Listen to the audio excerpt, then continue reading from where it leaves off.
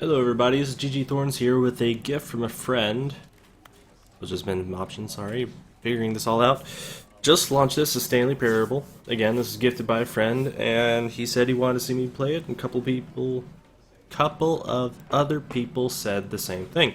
So, I am going to play this. I've actually been wanting to play it, but I just never got around to buying it myself.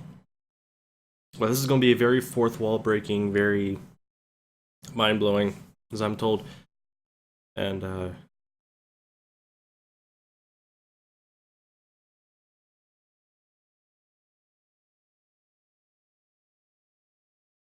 I'm wondering if I should be editing out this loading screen. As a very quick intro, there's really not much more backstory than that. Somebody gifted it to me, a couple of people said they want to see me do it, I wanted to play it. That's all there is, that's all you gotta do. And I'm recording it for their viewing pleasure.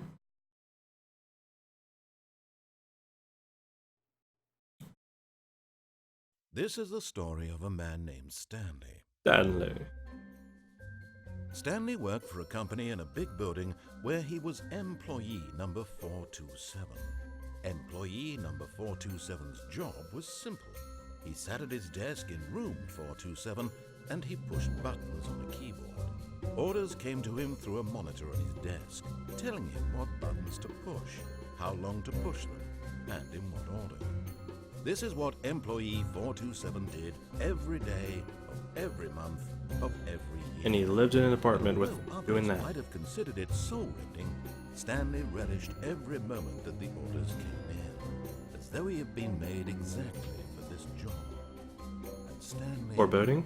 was happy. And then one day, something very peculiar happened. Something that would forever change Stanley. Something he would never quite forget. He had been at his desk for nearly an hour when he realized that not one single order had arrived on the monitor for him to follow. No one had showed up to give him instructions, call a meeting, or even say hi. Never in all his years at the company had this happened. This complete isolation. Something was very clearly wrong. Shocked, frozen solid, Stanley found himself unable to move for the longest time. But as he came to his wits and regained his senses, he got up from his desk and stepped out of his office. Oh, I gotta mess with this mouse sensitivity for just a second. Sensitivity is turn that up for just a second. Okay, let's give the feel. That's better. All right. So are all the controls the same as a typical Source Engine stuff? Okay. Don't seem to have a space bar. Take a quick look around. Let's see if anybody's here.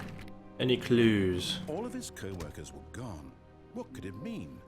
Stanley decided to go to the meeting room. Perhaps he had simply missed a memo. 427 glows.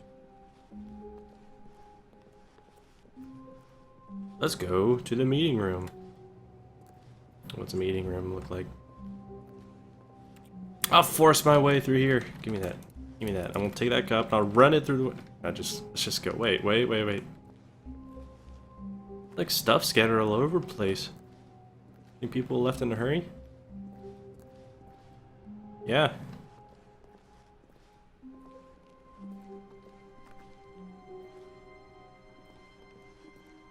When Stanley came to a set of 2 open doors, he entered the door on his left. It's clearly given me an option to disobey. But I think I'll listen to my instincts. This was not the correct way to the meeting room, No. and Stanley knew it perfectly well. Perhaps he wanted to stop by the employee lounge first, just to admire it. Yeah, that's exactly what I had in mind. Yes, truly a room worth admiring. It had really been worth the detour after all, just to spend a few moments here in this immaculate, beautifully constructed room. Stanley simply I really stood do here, like this room. drinking it all in. The way it dips in right there, it's really nice. Okay, so the narrator can get really sassy with you, that's funny. Yes, really, really worth it being here in the room. A room so utterly captivating that even though all your co-workers have mysteriously vanished, here you sit looking at these chairs and some paintings. really worth it. I'll be on my way now. But eager to get back to business, Stanley took the first open door on his left. Oh, on his left? Me sure you didn't say right?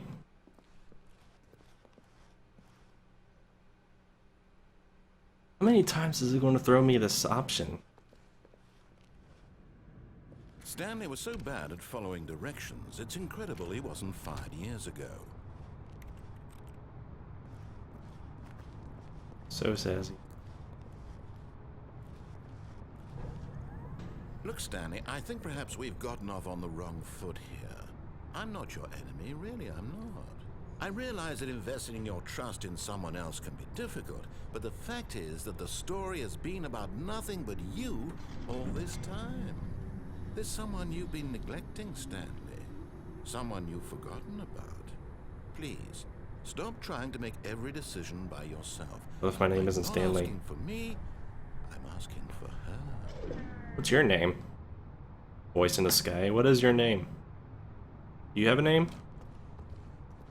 Watch, she comes out. My name is Half. Your chance to redeem yourself, to put your work aside, to let her back into your life.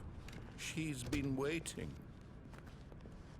You never told me about her before. Ooh, that's a dark room. Oh. Oh. That's her, Stanley. You need to be the one to do this, to reach out to her. If you can truly place your faith in another, then pick up the phone.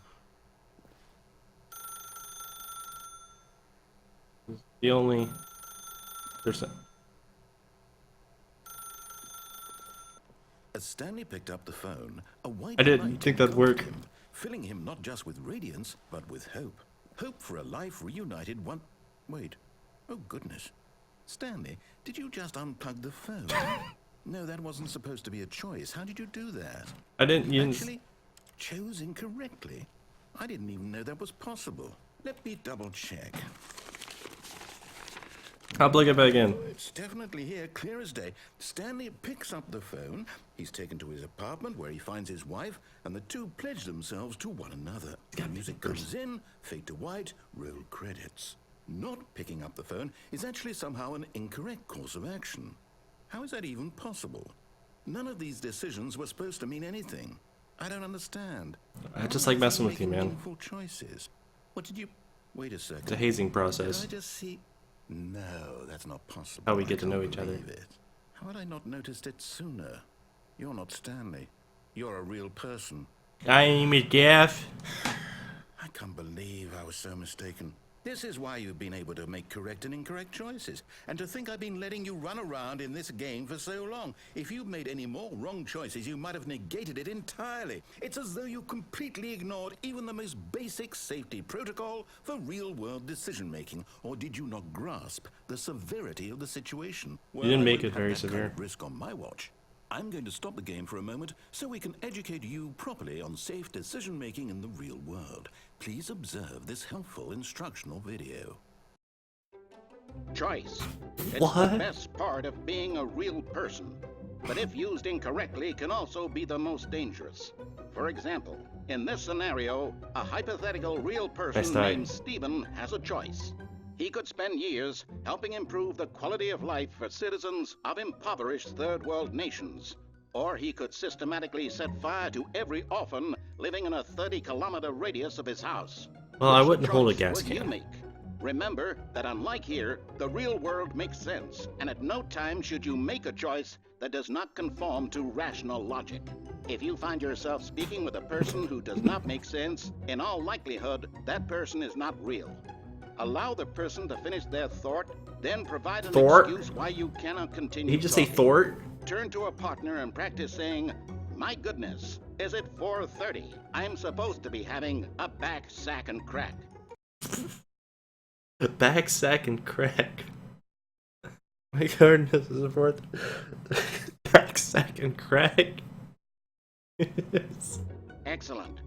Making choices on a regular basis is the best part to a healthy decision-making process. Oh, hey, it's Most Steve medical Irwin. professionals recommend making at least 8 choices per day. He made bad Do you make choices. He more lived a than happy 8, life. Less?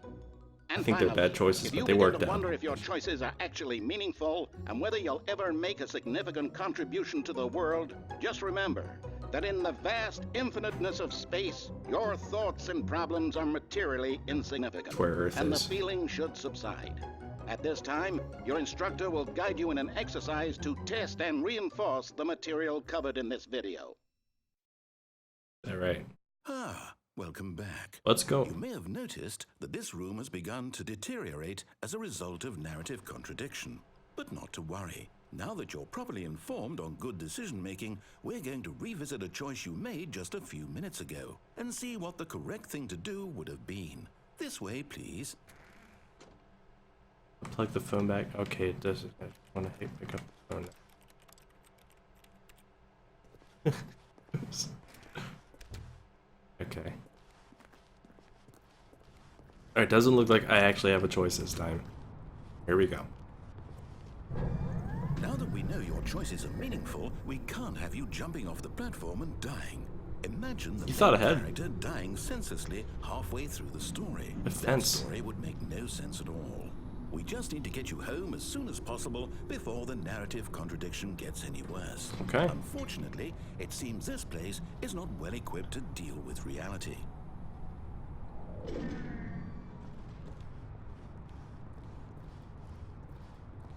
Key card. I have a key. No, I don't.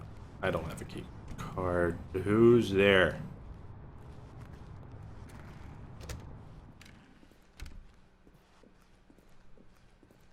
Okay, so we're back in this lovely room. You know, I thought. Almost there. You'll take the door on the left, back to the correct ending, the story will have resolution once again, and you'll be home free in the real world. Okay, so he actually has control of reality, whoever this narrator is. Or does he? Now remember, all you need to do is behave exactly as Stanley would. That means choosing responsibly. I'll play his game for always now. putting the story first. I'm quite sure you'll be up to the task. Just follow my lead and you'll be fine. That's just All right. When Stanley came to a set of 2 open doors, he entered the door on his left. Okay, you know what? I'll play his game for now.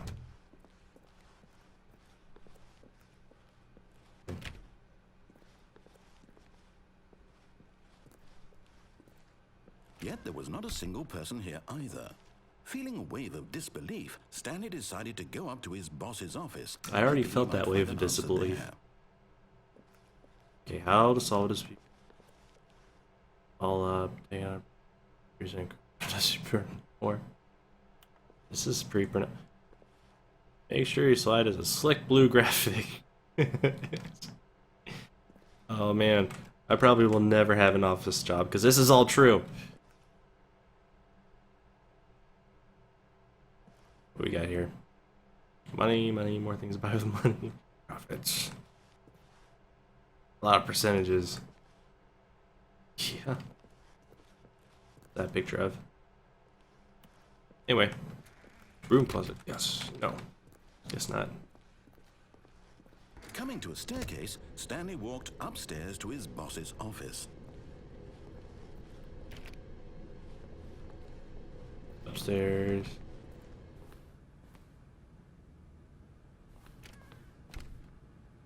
Here. Door open? No.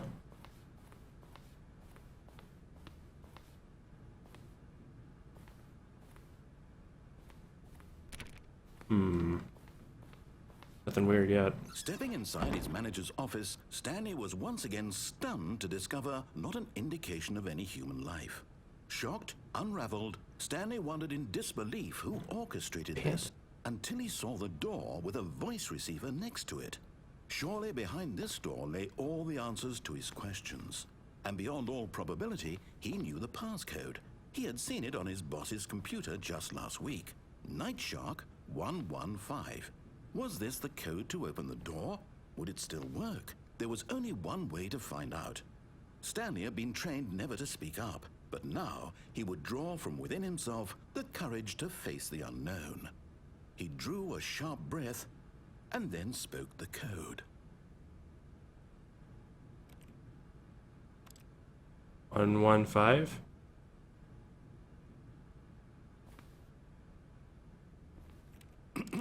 Stanley spoke the code. Night Shark 115. He spoke it into the receiver, right there on the wall. Fiddler. Night Shock 115. I'm sorry, is there a problem? You didn't mishear me, did you? Please speak the code into the receiver. Otherwise, we can't get on with the story. This is a... Maybe I got an audio issue. Sound quality.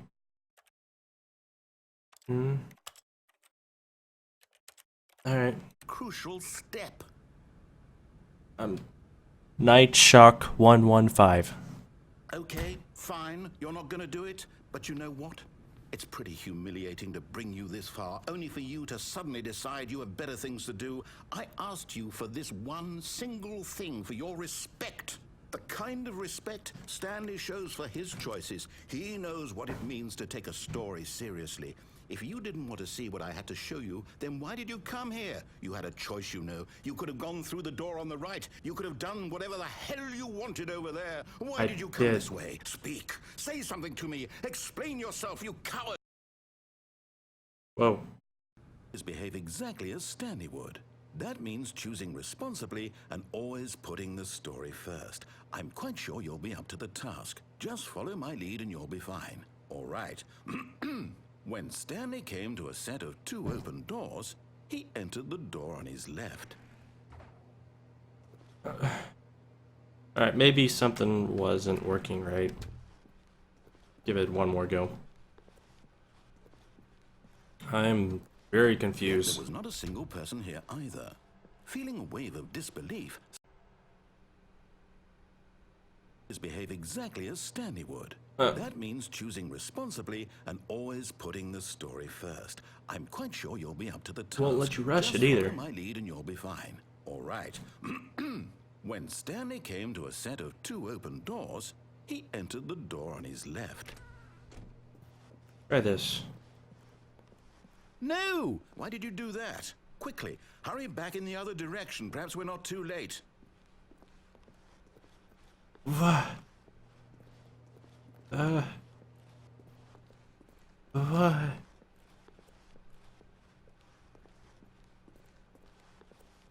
Oh, it's ruined. I can't believe, after everything we talked about, that my story, you've destroyed my work. Why? For what? What did you get out of that? What did you think was To be fair, I gave him a sensational good about effort seeing the earlier. game undone, left here like so much garbage. It's worthless now. And what am I supposed to do? Even if there were a way to continue, would it be worth it? To know that my story is now incorrect? How can I go back to that? I can't erase that knowledge. I'll have to live with it forever, reliving its impossibility forever. I couldn't live that way. Is it better to shut the game down entirely? To willingly destroy all of my work? I don't know. What's the answer? What do I do? What do I do? What do I... No, I have to. I have to shut the game down. What? I have to. I have to. What? What?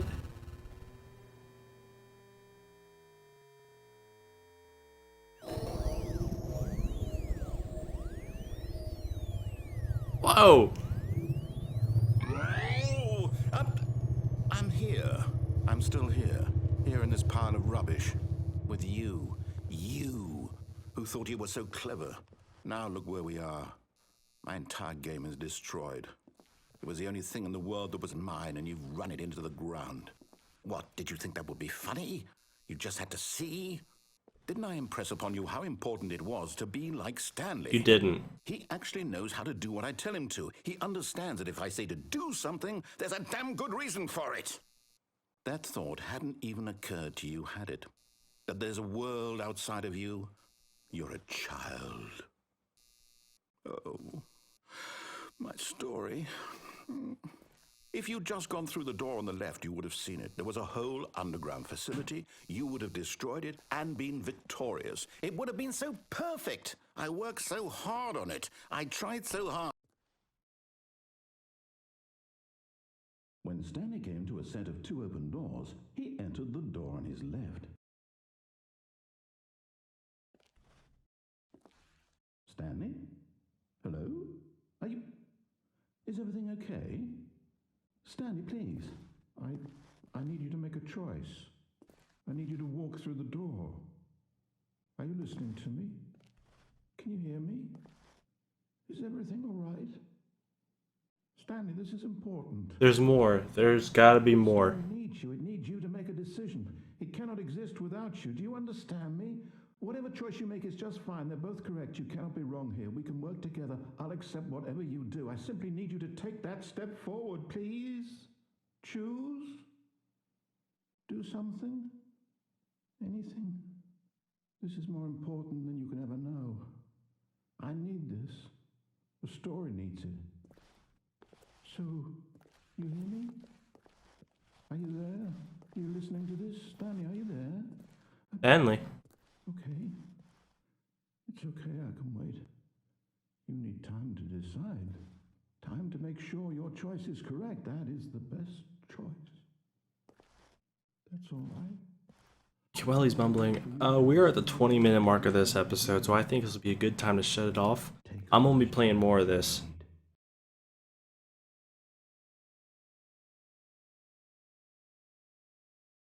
See you guys in the next video.